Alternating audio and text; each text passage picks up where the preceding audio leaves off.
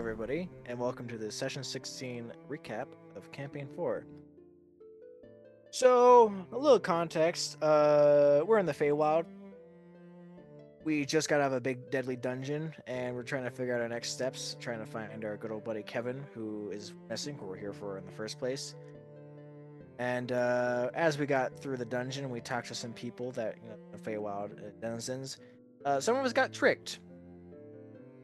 Our paladin got his right hand stolen, so he's just had a little nub. Thankfully, he's left-handed, so he can still use his sword. But we decided that we should probably figure out how to get his hand back first before we do anything else.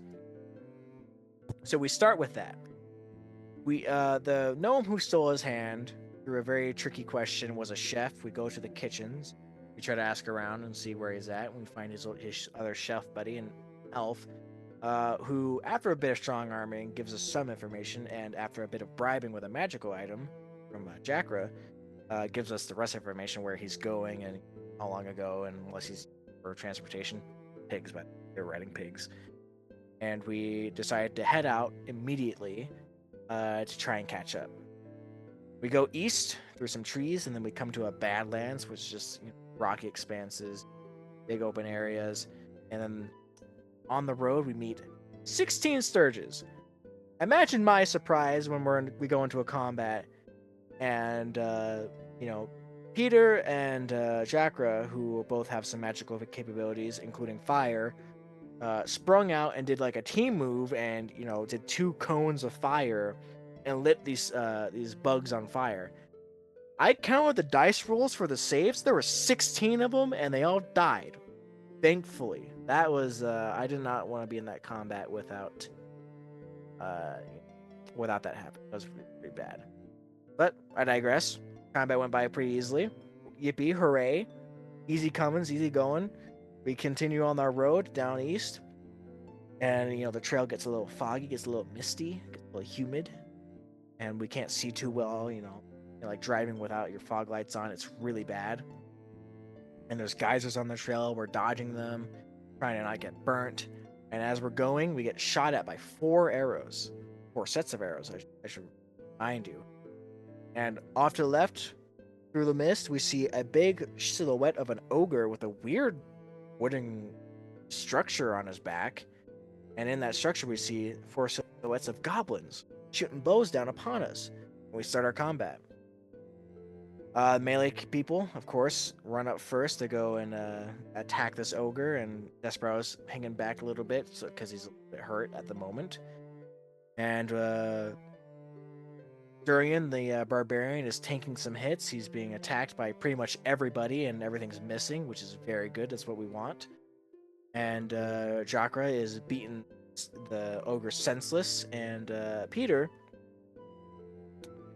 who goes after Desperado when Desperado moves in to go attack this ogre, is just in range of a burning hand spell that can't exactly be avoided, and decides to go with a little bit of friendly fire, quite literally, and torches the paladin a little bit, who lost his right hand. A little insult to injury.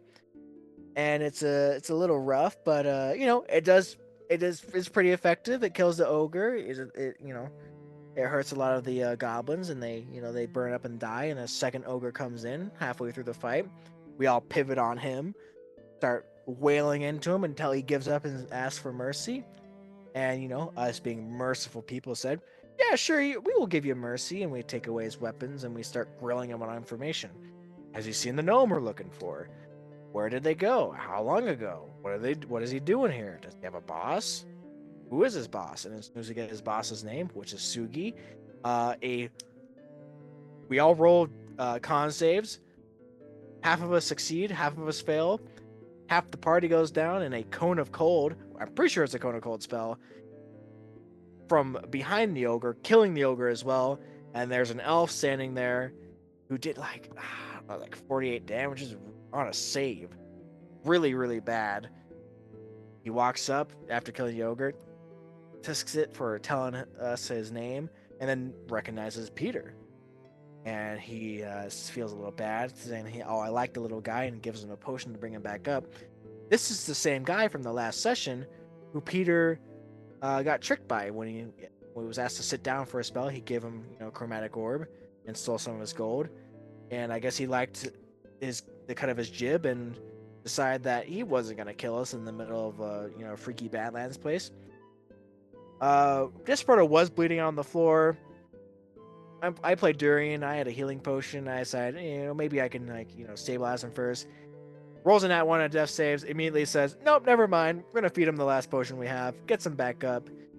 And we talk a little bit with this guy. We ask him what he's doing here and what he wants. He says he's going after Kevin and that this ogre and these goblins were his hunting party that were just supposed to be decoys pretty much while he does the hunting, the heavy lifting. And now that they're dead, he needs a little bit of help. And he knows we're going after Kevin, so he entices us with a little deal. He tells us where Kevin is, and we help turn him in for a prize the queen is giving out for a bounty on his head, which is a robe of scintillating colors. Now we like Kevin, and we came all this way for Kevin, so that it seemed like the best deal in mind. So he saw reluctance and proposed an alternative. The doppelganger that was in the dungeon with us, that we spared, mind you, he suggested that we get him to change into. He was originally disguised as Kevin. Swindle set up some armor and a sword. Watch the last recap for that. And decide if he would return into Kevin, and if he were to be petrified, and then delivered to the queen as a trophy,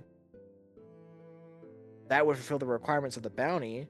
That doppelganger would technically be Kevin and have his name, and it's a win-win for everybody. And he would tell us where Kevin was at, and he would get his trophy and his robe that he wants and some clout. And if the queen ever found out, she's not going to tell anybody because she doesn't want to know that she got swindled. That's a sign of weakness. That's real bad. And we said, okay, we'll do that, but we'll get you what you need for the potion to paralyze or to petrify him. But after we do that, you tell us where Kevin's at. And he said, all right, deal. He tells us where their basilisk is. So we're gonna go get him some eyes from that basilisk to get ingredients for the potion, and we set off. We go south to a canyon of dry scales. Some lizards flying around in the sky with lizards riding them. Lizard folk on lizards flying in the sky like dinosaurs. It was real funky.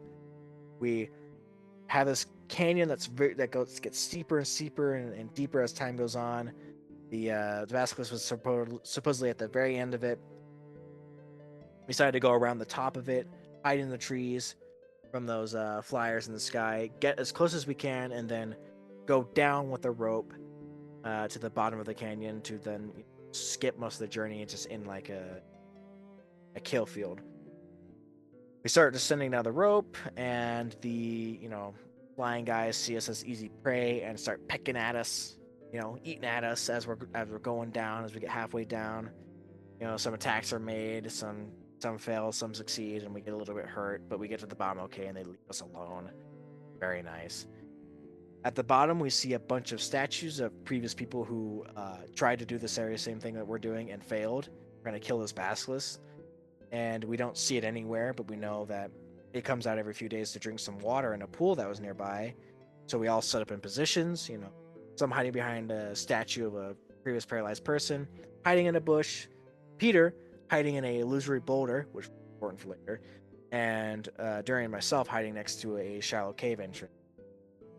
About an hour goes by, get a little short rest in.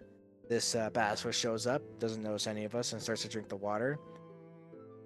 I charge ahead to go attack it, and combat starts. Everyone just pretty much starts wailing on this thing. Now, when you're close to a basilisk, you have to make a con save, because it's looking you in the eyes, to not turn into stone, or start turning into stone.